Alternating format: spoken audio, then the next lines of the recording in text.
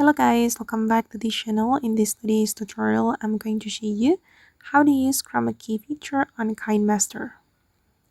Okay, let's get into it guys. Here I have created a project on my KineMaster application, and then I'm going to show you how we can use Chroma Key feature. So guys, basically we can use the Chroma Key feature to remove green screen from our video. So I'm going to add green screen to this project. I'm going to go to the layer, and for your information, we can only use Chroma Key feature on the first layer. This is the main layer, and I'm going to add first layer.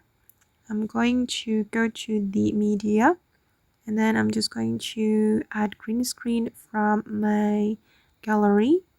For example, this one guys. Okay. And then I'm going to click on the X button, and this is how the green screen looks like. And I'm going to make it bigger like this, and then I'm going to show you how we can use Chroma Key feature for this green screen.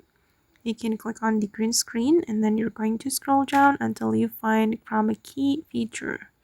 Okay, enable this Chroma Key feature, and okay, this is the result. And you can increase the value or the intensity, sorry.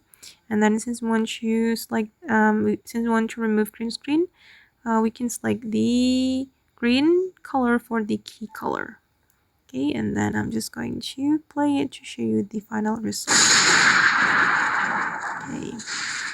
Okay guys, and that's all the way to use Chroma Key feature on KineMaster. I hope this tutorial will be useful for you. Thank you so much for watching, and bye.